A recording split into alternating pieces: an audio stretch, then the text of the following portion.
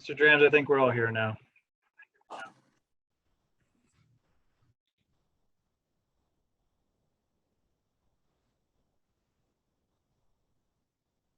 think you're on mute, Mr. Drams.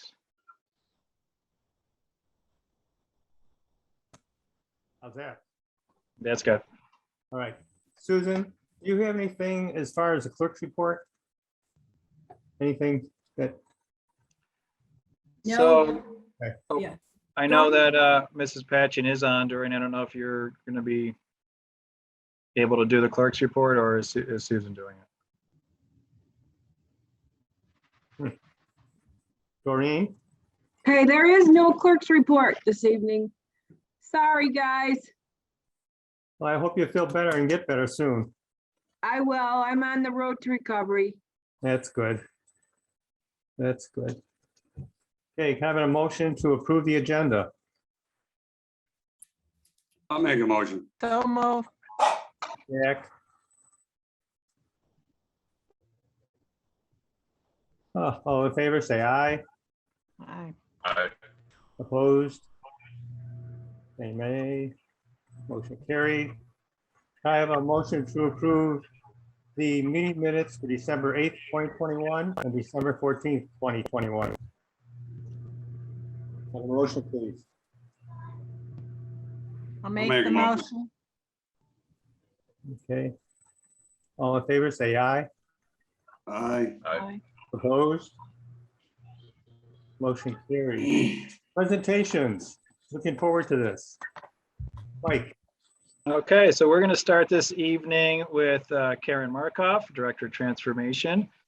And she has an exciting presentation update on our Pathways work. Hi, Karen. Karen, you're on mute. Too many buttons, Mike. Too many. I know. Karen, you're still on mute. I know, I said I was off and then I forgot to Oh, press there you that are. button when I did share. There we go. Happy New Year to everybody. And Thanks, Karen. here we go. As I said, and I will continue tonight. You know, the past 2 months, I'm sure that Superintendent Hayden would say the same thing. We have been on an unbelievable positive pathway. I mean, we've been so excited. Every day truly is like living the dream. I mean, this is all really coming to fruition. So I want to share with you tonight our planning implementation, a little bit about communication, and next steps. Those will be the 3 priority areas. So to get you up to speed, this year was going to be a planning year starting last year, where I also met with the business partners, met with the department chairs, met with district personnel about really thinking about where we could go with this transformation. And then this year was still planning. So we've identified the courses and the alignment, the 4 pathways that we're going to have. You know, it's going to be environmental, manufacturing, construction, and the arts and / publication communication. But the political support meetings is the next thing. I said to you in December, you know, stay tuned, because I was looking for money. And so what we really did is we've met with Senator Hemling's office already and her personnel. And I shared the PowerPoint that I had done and presented with them. So it included rationale, again, of why we were in alignment with federal and state initiatives and what they wanted to do, with the fact that we have DEI, we have 2 school partners, we have Yonkers, we have other Native Americans represented by Salamanca. We're pulling together 3 areas of the state, rural and urban settings. We certainly are sort of like crossing all the T's and dotting all the I's. So we needed to get attention. We're basing on our resources here, again, basing it on Montezuma, Audubon, the Seneca, and the Finger Lakes, basing it on the Erie Canal. So we have a lot of things right here in resources in our Clyde-Savannah district that make us totally atypical and different from all the others. So all that rationale was shared with the political candidates, and they all have said they can't see why this isn't going to take leverage and be supported, because it will make all of our, obviously, legislators very popular too, if we can pull this off, when we pull this off. So we also met with Assemblyman McTello's office, and he came to visit us actually and spent a whole morning with the superintendent and I. And he is like over the top and overwhelmed. He has made a lot of suggestions for us, including He's looking at possibly purchasing a home, which our construction pathway could begin renovations on. I shared that with Yonkers, and they're over the top. If some of their kids could come up to a more rural area and they actually construct a little tiny house and then they tear it down every year. This would be looking at remodeling and renovation of a whole house, which the kids have never experienced. So that was a real positive, and he's looking at definitely supporting us in all of our endeavors. I have a meeting coming up later this month with Congressman Katko's office. In addition to that, I have sent out emails to both of our school districts, and we are securing the assemblymen, the senators, and even the regents. Our regent is Norwood is very concerned. So is the regent, Regent Young out of the Yonkers area is very supportive of this initiative. So we're now trying to plan a chance for the assembly personnel to come together, as well as the educational regions to come together. We're going to meet in Yonkers. The superintendent and I have been working along with Mrs. Drams on trying to secure this for the week of February 13th, if we can make it happen. Superintendent and I will be meeting with the Yonkers superintendent, hopefully in the next week or so. And our plan is to be able to now put some of the stuff in motion. The two people we've spoken to, both the assemblyman and the senator's office, think we have a good shot because we're so far ahead with this of possibly getting some money into this year's budget, but definitely next year's budget in terms of state and federal support for our initiative. So we're looking at being able to expand this. And so far, the news is all good. Everybody's really excited when we present to them. Business partners, I had a meeting yesterday with our 3 major business partners who started foundationally with us. They continue to add support. They continue to add suggestions. I found out, which I didn't know, that there is a drone company in Rochester, and we want to add a drone course. It's called Eagles View. Now, isn't that really cool? Golden Eagles should have Eagles View, shouldn't we? Yeah. And the course will probably be, the superintendent said today, it should probably be Eagles C or Eagles Oversight or something today. Eagle eyes. Eagle eyes.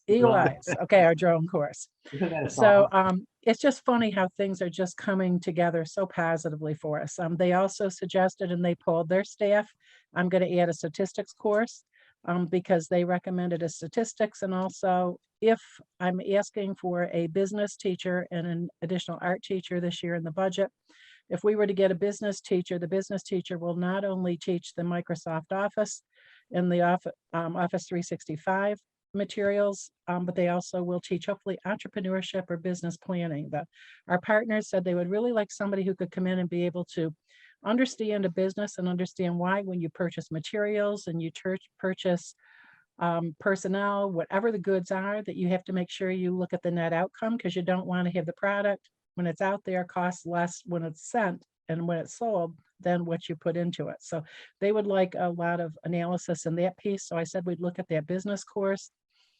It was just totally positive. We had about an hour and a half meeting yesterday. We're meeting again next month.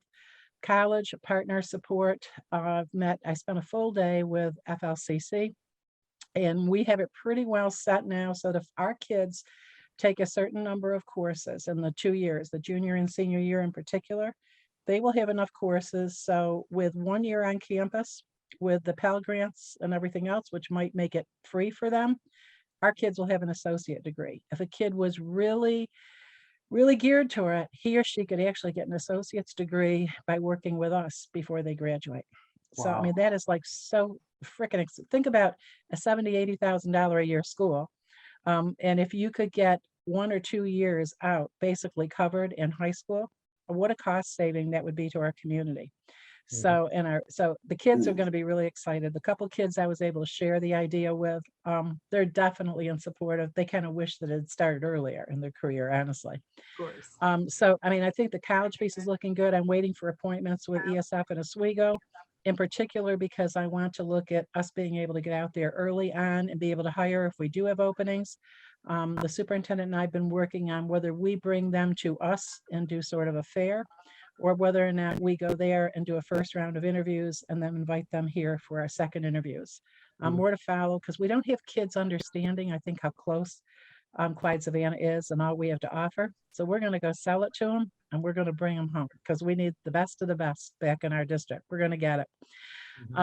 The As far as resource and director support, it's been huge. I just met today with an agency support. I spent about 2 hours with the Audubon director today, and we were brainstorming ways that our kids can get involved, not only on a volunteer basis, which will help us with our service learning, but also in talking with him, we started brainstorming. I told him how our food director and I are planning on writing a grant for planning and for implementation of possibly a greenhouse and some orchard trees to start with, and maybe some vines for grapes for vineyards. And he said we have a real need for some of the extinctive grasses in Montezuma. If we had a greenhouse, could we also have a section where we would take the seeds, grow the different grasses, and then be willing to help plant them back into Montezuma for a restoration piece. So we started brainstorming a bunch of those opportunities, and it was really, really productive. He talked about some of their needs. I told him about our drone idea and getting the kids the drone piloting ability. He said, oh, we need that so badly, so the kids so that they could come in and we could actually count the number of birds in a specific flight pattern or a specific area of either the Montezuma Swamp or the Audubon. He said, we don't have any way to statistically analyze that and maintain those research records. So he was like, oh my gosh, this is wonderful. So we're hoping to be able to complement that need for them. I also said with our arts, we're hoping that they will take pictures, they will draw pictures, landscape pictures, they will take photographs, they will do videos. We would like to be a support not only for our district in terms of our website and to promote us, but also promoting the state and nationally those wonderful natural resources we have here within our backyard. He was right on with that and thought that would be a great thing. He was taking notes. He's writing grants also, so he will be writing us into the grants so that we can continue, because one of his things is to really promote education along the area of the Audubon and the Montezuma Wildlife Preserve. So this will tie right into some of his grant writing also. So that was good news today, and that was another positive. Of course, Handbook is done. We have put in several new offerings for the kids to consider this year, which give Gemini credit. At the same time, our social studies department chair and the past chair are they're rewriting the government and economics course for me. That is ahead of where the state is on their pilot. We'll be ready next year to not only start that course, but we'll be able to we'll do our own seal, the superintendent said, and our kids will be ready to get a seal before the state program will be ready to go. In addition, the government course, we've aligned that. I talked to the teacher who teaches that. Our kids will be able to get Gemini credit for the American government course. So that will give them another 3 credits of college credit. At the same time, the superintendent had told me of the interest that you have in service learning. So the social studies department is writing for me a projection, which we should have to you in April for review. It's going to be 25 hours of service learning from grades 7 through 12, because service learning is a component of the government and economics seal of civic and citizenship responsibility. So we will be laying out where from 7th grade through 12, kids could begin to get credit for that. So that is the service learning piece offered and will be a part of their learning. It will also be a part of the government and economics requirement in the pilot for the civic and citizenship responsibility. They have to have 25 hours of service learning. So we're trying to make everything come together, so it's pretty comprehensive. In addition, we're offering, like there was one course that I had our PE department look at. It's called reduction of stress through exercise. And one of our PE teachers said today they would love to offer that semester course. So we're going to offer that. It's up and running. I have our music director looking at the possibility of getting 6 credit hours of music for our kids' Gemini courses, because he does so much with his program. I mean, I think so many of the kids we just haven't looked at Gemini credit for what he's doing in his program. So we're doing that across the board. We're looking at all kinds of ways that we can complement what we already have and maybe give kids additional college credit as well as high school graduation credit. Staffing needs, I told you, the most immediate ones for next year are art, because we've got to build up our art needs in terms of the art department. We have one teacher who teaches middle and high school. We've got to get the photography in. We've got to get the filming and the video and development, graphic arts. We've got to get that digital learning in there, and we just don't have the staffing to do it. So we're asking for that. And as far as the office and the business teacher, with the political legislative people that we've worked with, and also the business partners, everybody is saying our kids have got to have the Office 365. They've got to know Excel. They've got to know project management. They've got to know some of the apps. Many of them said they use them every day. So they said to piecemeal in that, it's not enough. Our kids really need to come equipped to be able to do that, whether they're going to a career or if they're going to college. So we're going to put that into 10th grade courses next year. We're also going to offer, hopefully I'm working with the principals now, we're looking at a possible 8th grade soft skills kind of course which teaches kids some of the introductory skills that kids need to be able to go forward into ownership of a responsible position. And also it teaches them about beginning thinking about careers. And in 9th grade, we're going to offer every 9th grader, it's called a Gemini Studies course, which looks at student study skills, looks at the ability to take notes, looks at many of the things the kids will need to do to be independent learners. So we're going to try to shift that ownership of learning more over to the kids. That will be a course we will offer to all 9th graders. They will get Gemini credit. And honestly, a couple of other school districts, including Waterloo, is already doing that, and it's proven to be positive and productive. So we're putting it next year in our junior high for 9th graders. Stimulus dollars, I've worked with Susan. We've been working on making sure that the pathway transformation pieces are in there and that we're aligned with some of the needs that we have going forward for years 2 and 3. So the next thing, one of the things I talked to her about today, and I wanted to give you a vision. I want the kids not next year, but the following year to come back to those pathways classrooms, and they will look like Silicon Valley, and they will be different. I want the kids to be so excited when they come back. So they may be working in groups on their research and their projects. They may be collaborating. They may be working in the front of the room with some kind of direct teaching from the teacher, but it will be innovative. It will be different. It will be exciting for kids. They will not be sitting there in rows of desks with their heads down taking notes, because the kids are going to own their learning. They're in pathways they like. And we're hoping that on at least one day a week, I'm hoping, depending if it's a half a day or full, I got to work with Sherry on that in transportation, the kids will be out in the field. So their 4 instructional days, they'll be learning things that they will later apply and put into the field study when they go into one of our field study natural resource places on Fridays. So that's how it's going to look really kind of excitingly different to kids when they walk in. And then for year 1, then again, 22, 23, I showed you again, we're also offering a public speaking leadership course. Because they have public speaking, again, kids getting confidence and being able to speak in public was something that so much our partners and also the college representatives have said kids need to do. The social studies department, again, has stepped up. The department chair, Mike Burke, is writing that course for us as we speak with Rachel. So we'll be offering all those pieces. And I think I talked to you about everything like that. The 23-24 school year, the juniors, we'll phase it in with them. They'll be taking 2 or 3 pathways courses.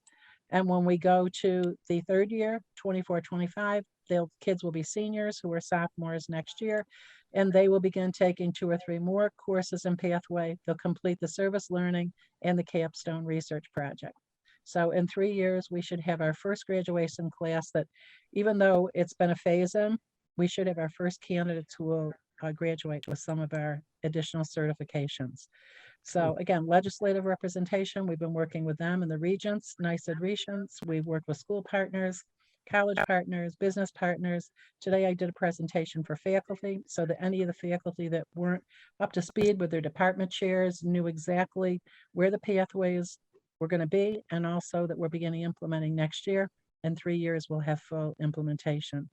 BOCES, we've been working with Jay Roscoe. He continues to work with us on grant writing and also some collaboration where we may be able to write with our school partners of Yonkers and Salamanca on additional grants that would afford all of us greater opportunity.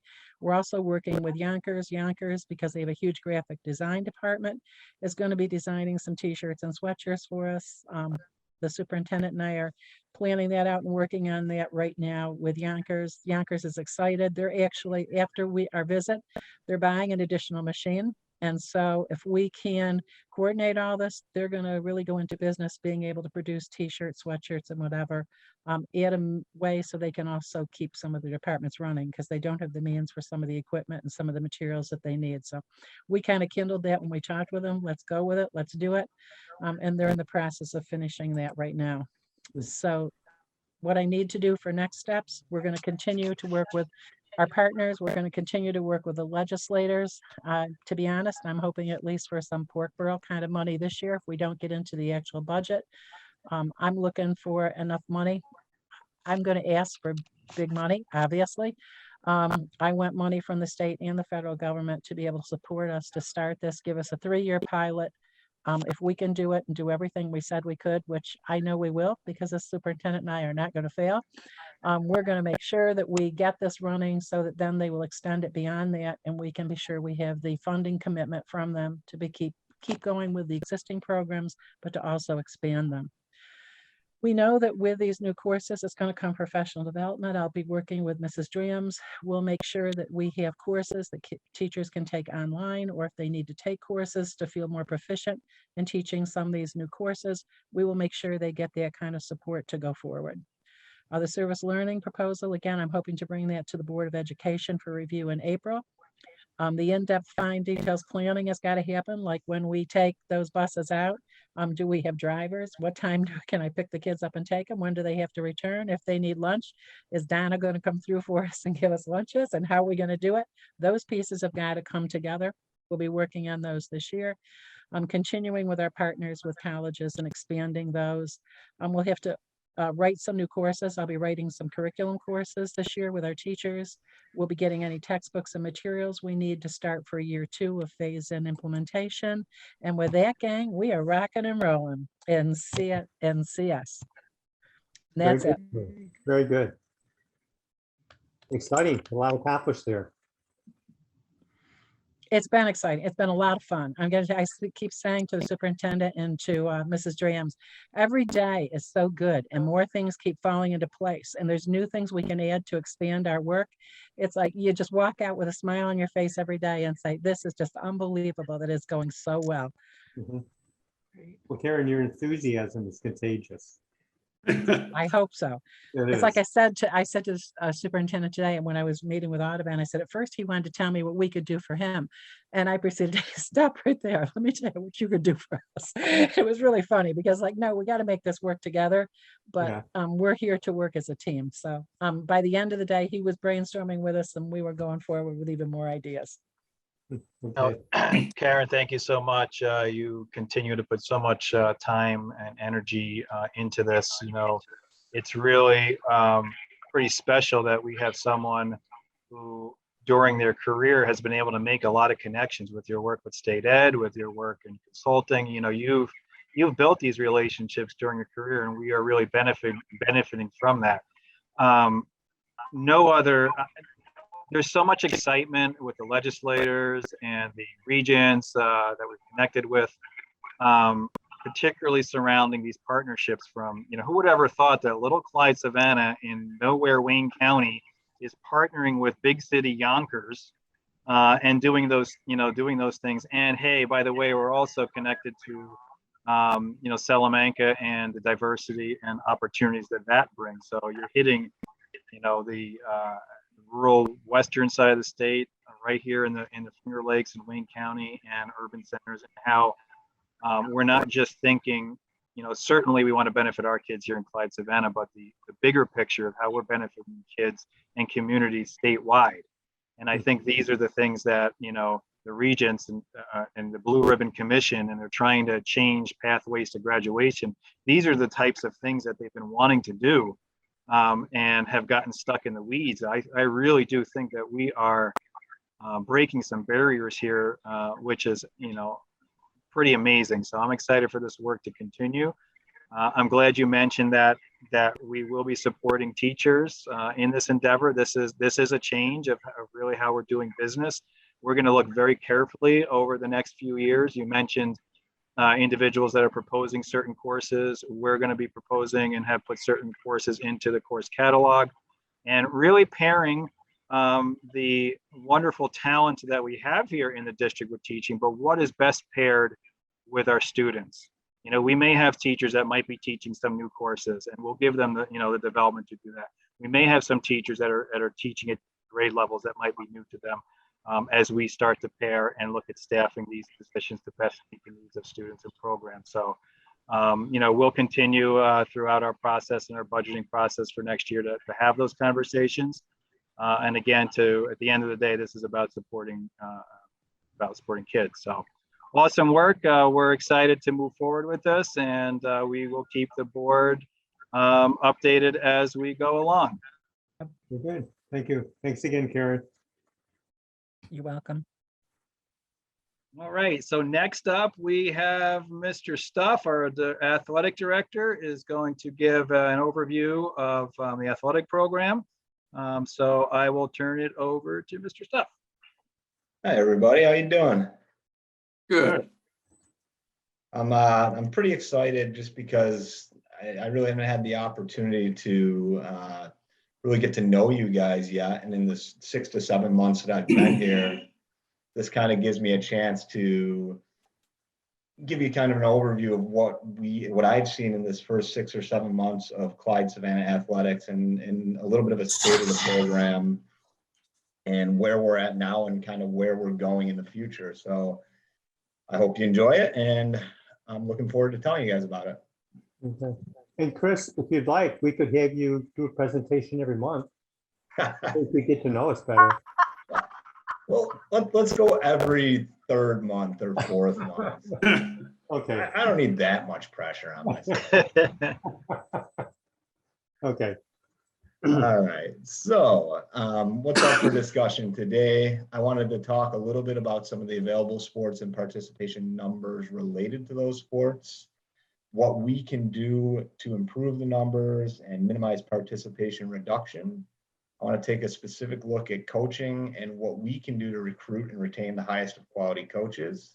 Mhm. We'll look at some of the team summaries thus far in 2021-22.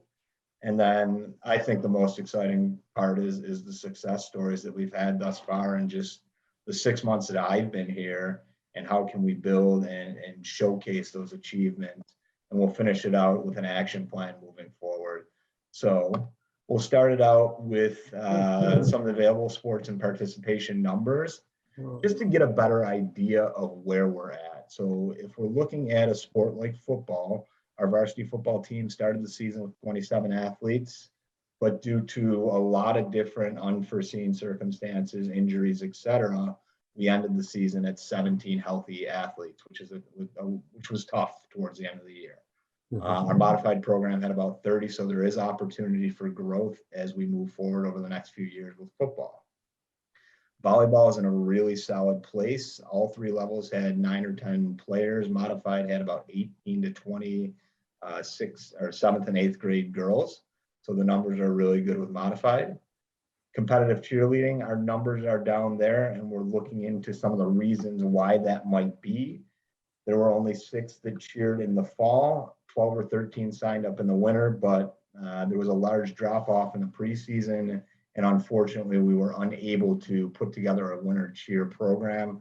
I'll discuss that a little bit more later. Cross country is in a great spot. We have a merger with Lions, and that merger has allowed us to be really competitive in Section 5 and in our class.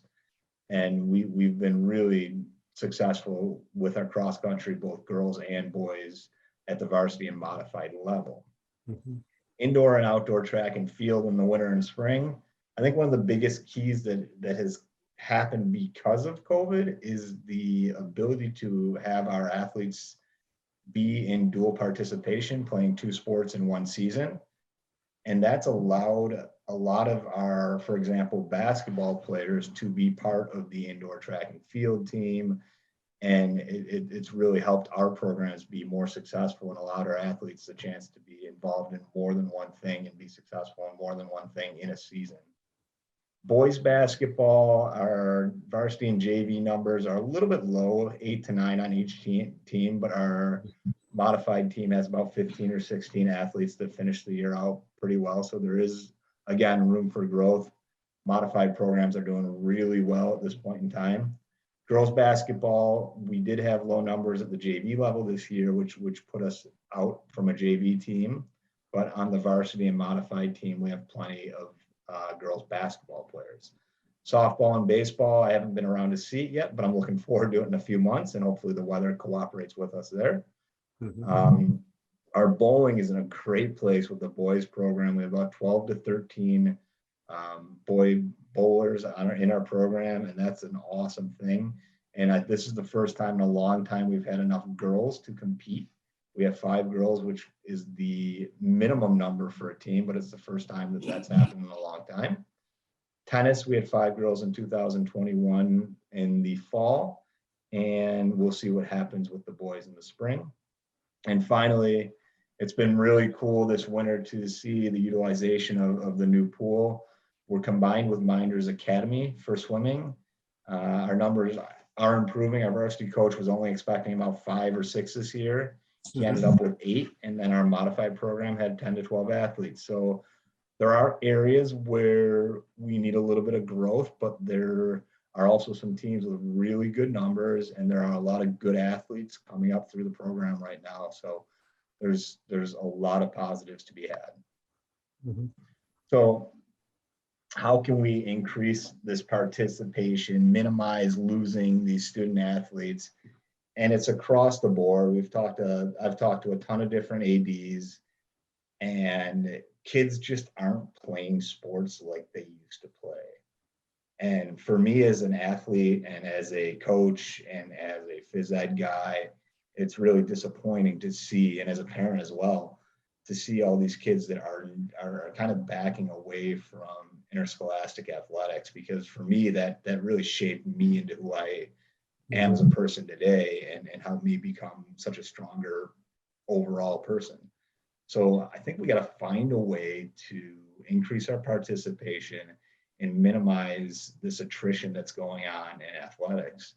To do that, I think Clyde-Savannah has to have a very clear and concise eligibility policy, which I'm really putting a lot of time in this year to make happen, so that we can keep these student athletes eligible so that they can participate in the activities that they do love.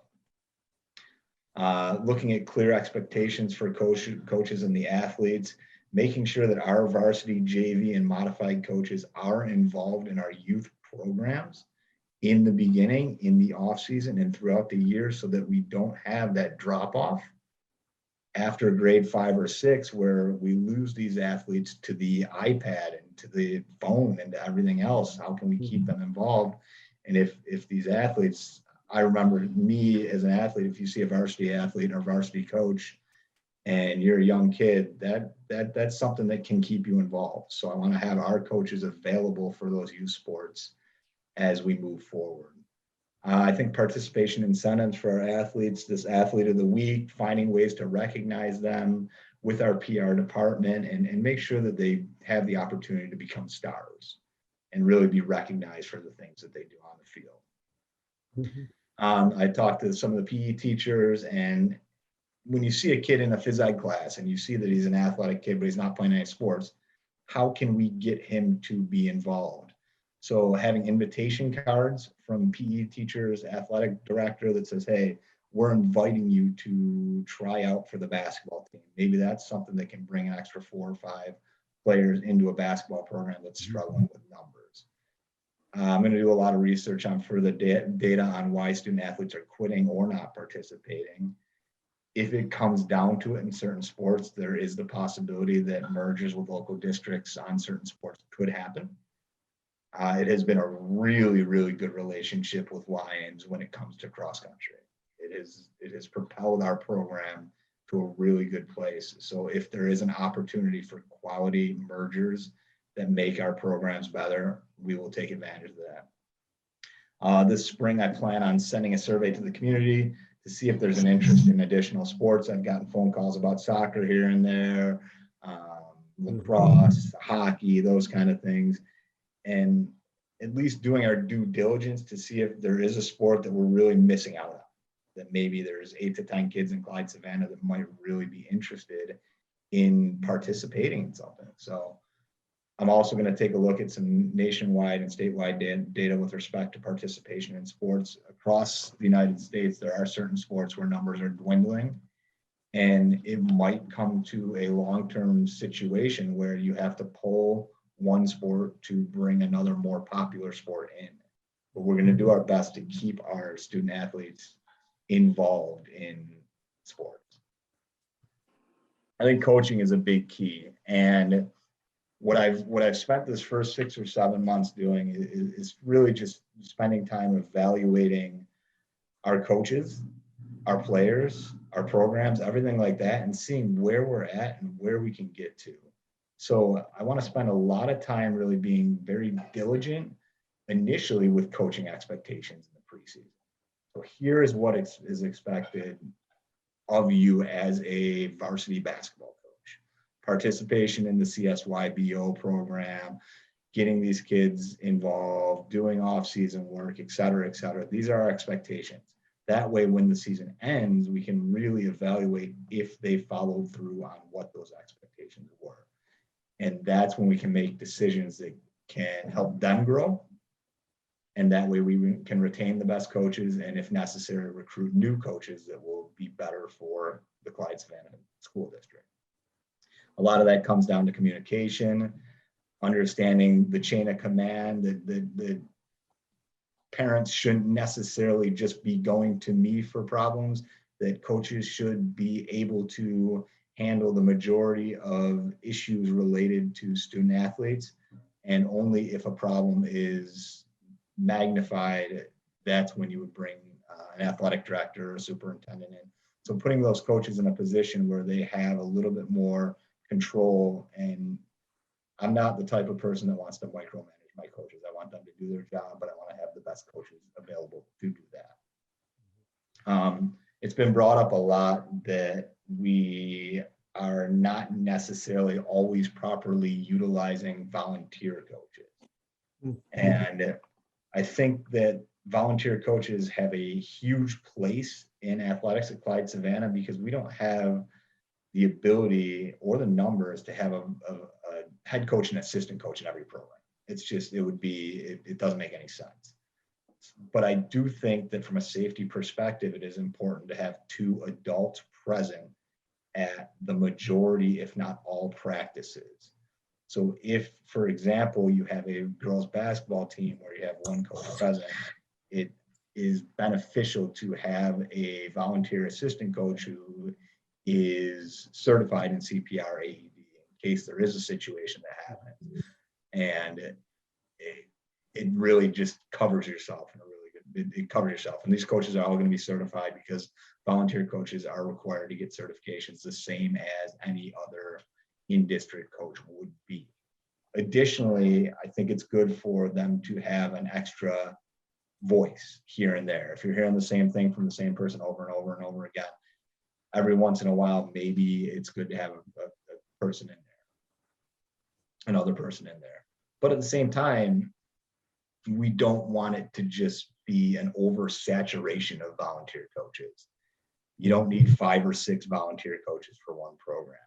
You need to find 1 to 2 quality volunteer coaches that can really propel the program, and then the rest of the people can be on the sidelines and be a part of the program from the fan perspective.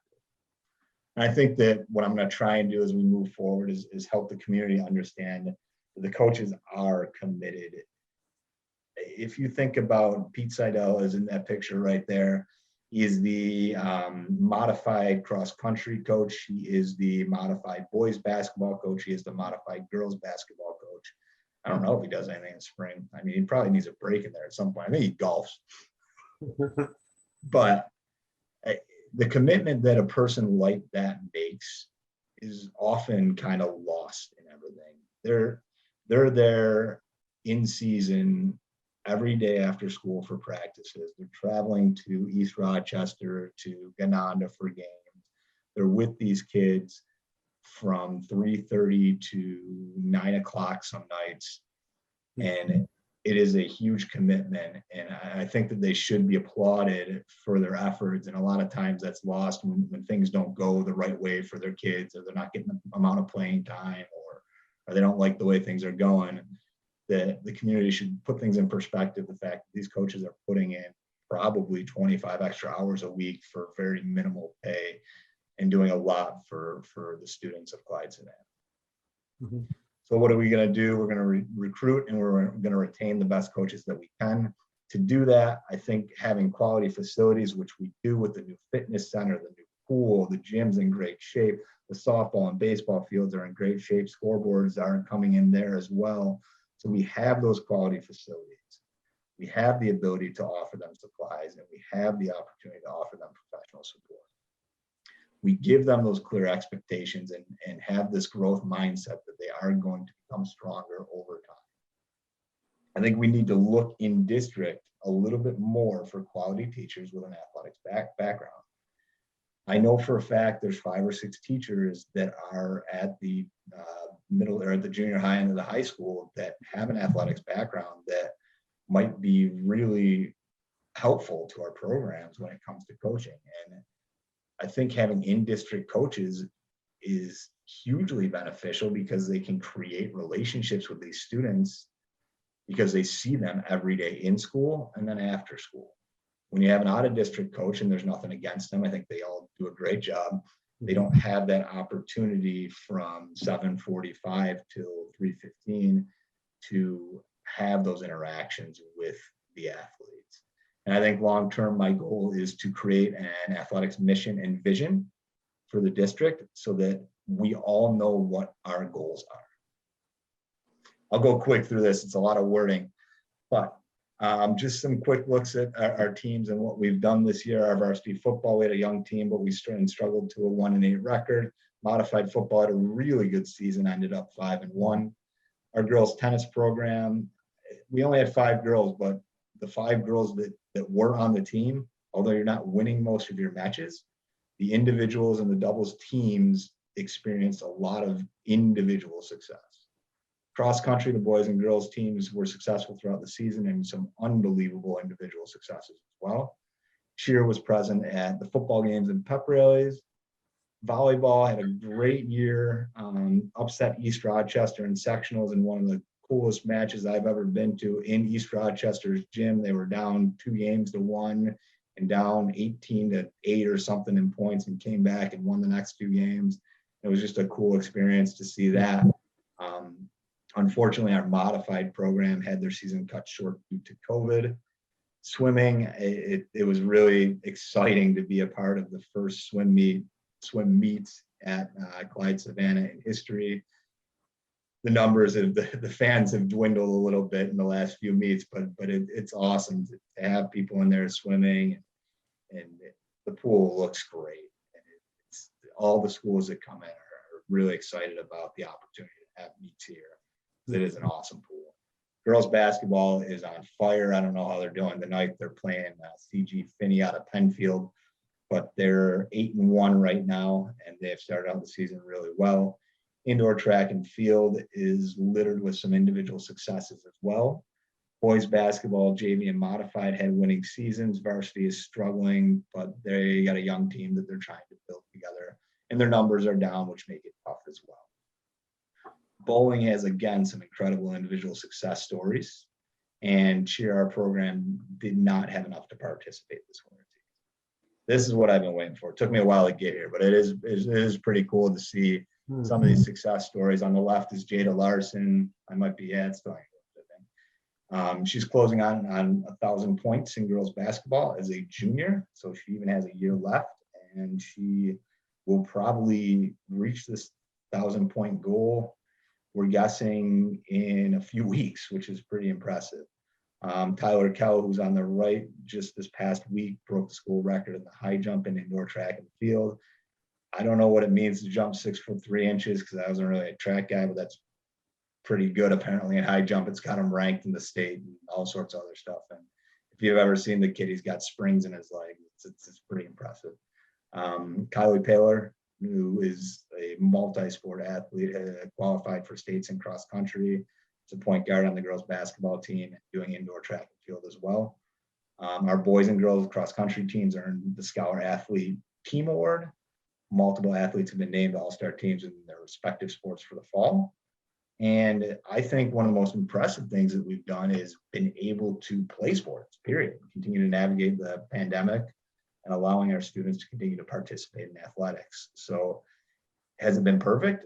No, but I think that every game that we get in throughout this process, throughout this pandemic and all this stuff going on, is a positive thing for these kids because they need it. It's been 2 years.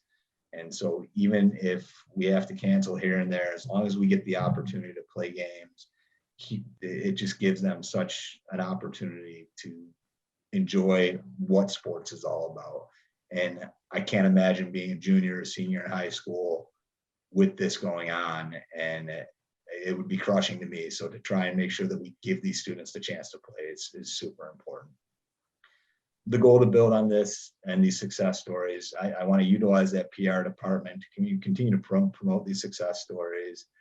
And I want to assist these coaches with helping these student athletes have these smart goals. Like, hey, where do you want to be? How do you want to get to the point to be a Cydel Larson where you're a leader on that basketball team? What do you need to do to become a better cross-country runner, to be a state high jumper? Like, what level do you need to have?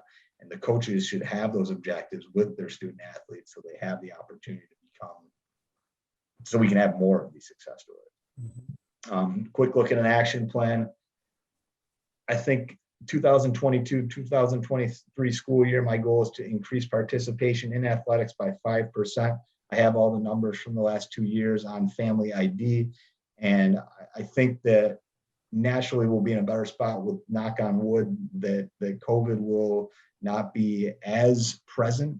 So it might give us an opportunity to get more athletes through that. But I will spend time evaluating numbers, promoting that athlete of the week and recognizing the athletes, evaluating coaches and looking to recruit and retain the highest of quality, really research that data, work in coordination with the PR department. I'm going to really evaluate the student athlete handbook and make sure that our eligibility policy is clear. So it gives those student athletes the opportunity to play, but also be academically successful. Establish clear expectations for coaches and athletes, work with the phys ed teachers and identifying and recruiting interscholastic athletes. And I think it all is going to be centered hopefully around our newly created athletic vision and mission strategic plan. And that is all I got. Thanks, guys. Thank you. Are you open for questions? Sure. Anybody have any questions from the board? Boy, you got it easy. I was a little nervous there. Good job. Thank you. Great job, Chris. For just being on the job 6 months, that is a very comprehensive overview and part of your entry plan. So you really are doing a great job. Looking forward to continuing to develop our program and increasing those numbers and hopefully reaching that goal. So keep up the good work. Thank you. Yeah, thank you. Central administration, Mike. I have nothing more to add at this point. Turn over to Susan. Sure. So the exciting thing that's happened this month is that we issued our RFP for a new architect or an engineering service. We had our first group of potential architects walk through our facilities last Friday. We have another group coming in tomorrow afternoon. We had about 8 firms here last Friday. I'm expecting at least 6 more tomorrow. Sometimes they just show up. And so after that, their proposals are due on the 21st. And then after that, I'm going to be looking to put together the committee to review the proposals, to make a short list and to interview with hopefully appointing a firm in March. I've been working hard on our stimulus fund applications. We submitted our state reserve application back in December, Today, we resubmitted our original 90% application, $1.9 million. It was unsubmitted for additional information. And so we're hopeful that that will be approved. And I've scheduled budget meetings with most of our administrators and directors. Okay, thank you. Mike, usually during the building administration, we have written reports. Were they done for this month? Or was a plan to have them present tonight? No, they were done. So with Doreen being out, they may not have gotten to you, but we will send those to you if you haven't received them. But all the administrators have submitted them. Dick, Yes. I did attach them to the board packet. Okay, They were in our packet, yes. Yes. I didn't get on page 10. Okay. Sorry. I'll look into it for you. Okay, where is there he is, Colton Rice. How's it going? Good thing. Not much to add. We have a musical coming up, some other fun events coming up. I'd just like to add that the girls basketball won tonight against TJ Finney. All right. And students are hopeful that throughout the next coming weeks, we don't have to go virtual, but the way things are going right now, I'm not sure if we're going to be that lucky, but we'll keep pushing through every day as best as we can. Yep. That's all we can do. Yep. Thank you. Thank you. Any board member comments? Okay, seeing none. Any reports? Board committee reports? All right, seeing none. Policy this month. Public forum. In the interest of meeting efficiency, public comments pertaining to the agenda should be kept within the board 5-minute guideline and not to exceed 30 minutes total. Are there any public comments out there? So just to add, if anyone is as a participant, they can show their icon of raising a hand, and then we'll have Mr. Banis allow them to be able to speak.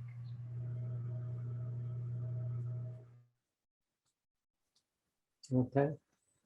All right, seeing none. Can I have a motion to approve the consent agenda? So move. Pam, yes, thank you. Second, Second. Jack. Any discussion here? Okay, seeing none. All in favor, say aye. Aye. Opposed? Motion carried. Okay. We are at the end of our meeting. Is there any questions from the audience about what went on tonight?